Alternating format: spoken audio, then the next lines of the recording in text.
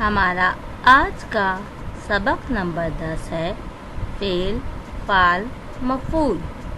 اس میں ہم نمبر 1 اس کی تعریف پڑھیں گے، نمبر 2 اس کی وضاحت کی جائے گی، نمبر 3 ان کا جملوں میں استعمال سیکھیں گے۔ فعل، فعل، مفعول۔ ہر جملے میں پہلے کام کرنے والا، پھر جس پر کام کیا جائے اور آخر میں کام کا ذکر آتا ہے۔ جملے میں الفاظ کی ترتیب دیکھیے۔ ساجد نے گیند اچھالی۔ کام کرنے والا فعل کہلاتا ہے، جس پر کام کیا جائے وہ مفعول کہلاتا ہے، جو کام کیا جائے وہ فعل کہلاتا ہے۔ اس جملے میں ساجد جو ہے وہ فعل ہے، یعنی ساجد کام کر رہا ہے،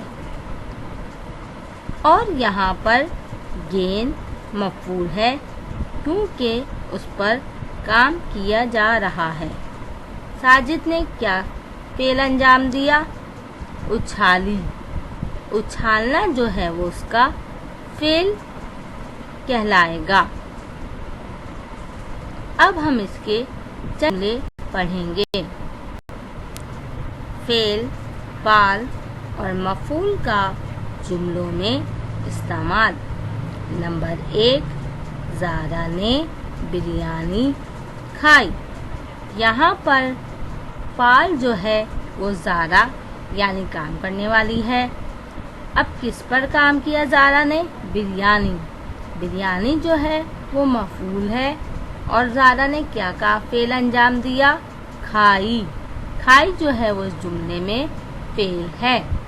نمبر 2، چوہا بل میں بیٹھا ہے۔ یہاں پر فعل کون ہے جس نے کام کیا؟ چوہا۔ وہ کیا یہاں پر مفعول کیا ہے؟ بل۔ اور کیا کام ہو رہا ہے؟ فعل انجام دیا جا رہا ہے؟ بیٹھا۔ چوہا فعل ہے کام کرنے والا، کس پر کام ہو رہا ہے؟ یعنی مفعول بل ہے، اور بیٹھا فعل ہے۔ نمبر 3، بابا نے دروازہ کھولا۔ اب یہاں پر فعل کون ہے؟ کس نے کام کیا؟ بابا نے۔ اور کس پہ کام کیا؟ یعنی مفعول کیا ہے؟ دروازہ۔ اور یہاں پر کون سا فعل انجام دیا جا رہا ہے؟ کھولا۔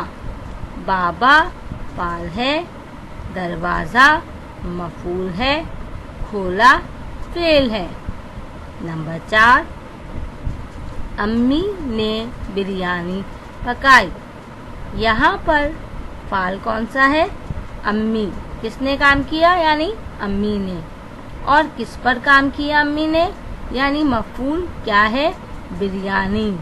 بریانی کو امی نے کیا اس کا فعل انجام دیا؟ یعنی پکائی۔